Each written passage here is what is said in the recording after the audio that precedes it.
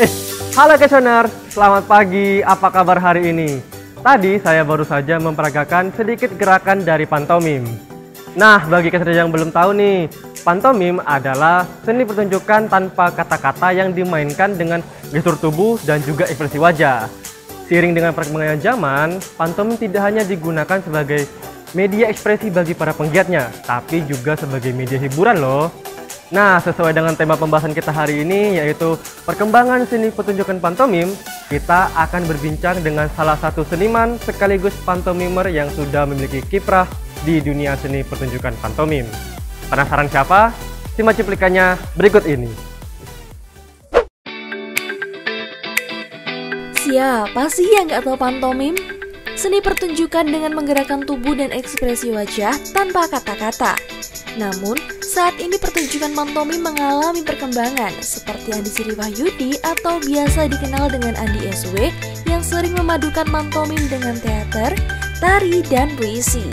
Jadi, kira-kira bagaimana ya inovasi yang diciptakan dalam pertunjukan pantomim? Berikut Andi Sri Wahyudi akan membahas hanya di Talkation, Talking Education for Action. Nah, itu tadi cuplikan video mengenai tema kita hari ini, dan sekarang kita akan berbincang bersama Andi Sri Wahyudi sebagai seorang seniman dan juga seorang penggiat seni pertunjukan. Dan seperti biasa, kita selalu ditemani oleh Sumunar Band.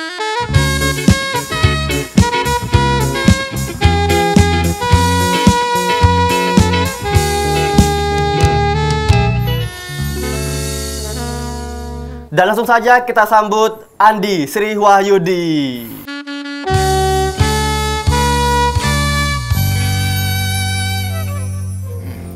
Oke, Mas Andi, selamat datang di Talkation. Terima kasih. Apa kabar Mas hari ini? Sehat ya? Bagus ya, seger. Sekarang kesibukannya apa nih Mas? Masih pantomim, menulis, Masih jalan-jalan. jalan-jalan juga ya Mas ya? Iya. Mungkin ada hobi nggak Mas yang lagi sekarang ditekuni? Oh, bikin prakarya. Bikin prakarya Mas? Prakarya apa tuh? Apa? Ada kayak holder gitu. Oke. Bisnis kecil-kecilan. Kecilan Mas ya.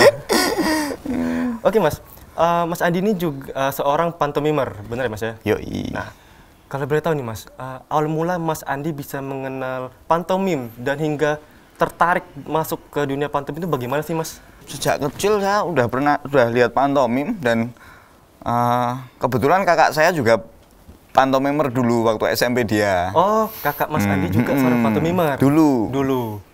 Terus ketika SMA saya ikut ekstra teater gitu. Nah, di situ ada olah gerak, ada apa gitu kan. Dan di luar sekolah itu ketika kuliah gitu, aku ikut sanggar teater. Ikut sanggar juga ya Mas? Iya. Terus ikut komunitas. Zaman dulu nggak ada YouTube ya, belum kenal kayak gitu ya. Jadi belajarnya harus sama-sama bareng-bareng gitu. Sama temen-temen gitu. Terus ada seniornya yang ngajarin gitu. Nah, mulai itu aku mulai terjun, mulai suka. Mulai suka dengan dunia pantomim. Ya. Nah, dalam pantomim itu apa aja sih Mas yang dipelajari? Apakah kita sekedar mempelajari gestur, mimik, atau ada hal yang lain yang bisa kita pelajari? Mungkin yang paling utama itu bagaimana bisa mewujudkan, mengimajinasikan sesuatu. Nah, mengimajinasikan sesuatu. Iya, karena sejarahnya pantomim kan dari kata pantos dan memos gitu. Gerak yang meniru. Nah, minum tapi nggak ada gelasnya, kayak gitu. Ya selain gestur, mimik, imajinasi, ruang gitu. Harus dipelajari. Berarti ruang juga termasuk ya Mas ya? Iya. Nah, itu maksudnya dari ruang itu gimana Mas? Apakah kita melihat luas ruangnya atau bagaimana? Bukan, menggambarkan ruang. Menggambarkan ruang. Mama ini ruang tamu, ada apa saja gitu. Oh, terus ini dengan imajinasi. Iya, ya? Bener, Wil. Nah, sebelum kita lanjut lebih jauh nih Mas. Oke, kita ada artikel nih yang menarik mengenai Mas Andi. Oh iya? Iya. Oh, malah nggak tahu aku. Nah, kita langsung saja nih Mas ya. Kita langsung saja nih. Oke. Dilansir dari satu website, tertulis bahwa Mas Andi ini dikenal sebagai seorang seniman pantomim lintas disiplin. Iya. Ia sering memadukan pantomim dengan teater, tari, dan puisi. Sehingga Mas Andi ini juga dikenal sebagai seorang penulis puisi, naskah lakon, dan juga sutradara. Nah, banyak banget. Mas Andi, Iya. sebenarnya gimana sih Mas proses pembuatan pertunjukan pantomim? Saya penasaran nih. Ya, macam-macam, Will. Jadi saya mengeksplorasi bagaimana pantomim itu tercipta tidak hanya dengan satu cara. Saya berangkat tidak dari naskah, tapi dari teks.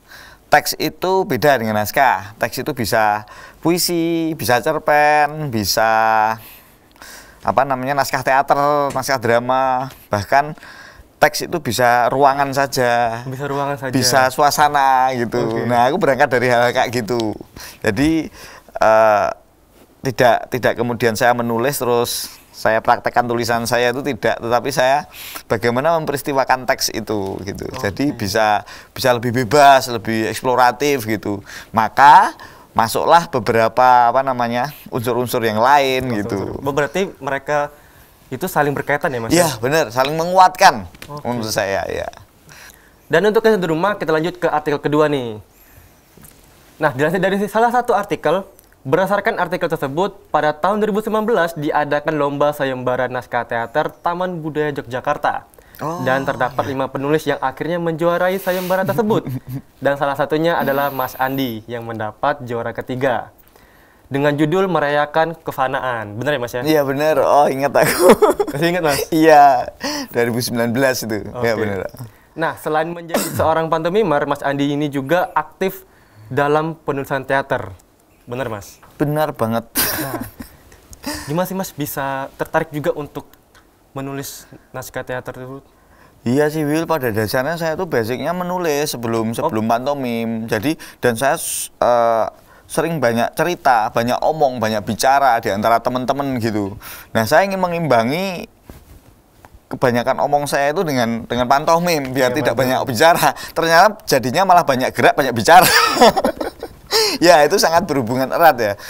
Beberapa naskah saya tahun 2019 itu ya saya juara 3. Tahun 2020 naskah terbaru saya juga dapat penghargaan nasional tuh malah. Bangun Pagi Bahagia judulnya ya. Itu dalam naskah-naskah itu tentu saja unsur pantomimnya juga banyak. Gitu. Mas. Oke, Mas Andi terima kasih. Dan untuk kesan rumah itu tadi bincang-bincang awal saya bersama dengan Mas Andi. Dan setelah ini kita akan membahas lebih jauh mengenai pantomim dan juga bengkel mima teater. Nah, penasaran kan bengkel mima teater itu apa sih? Setelah satu ini tetap bersama kami di Talkation, Talking Education for Action.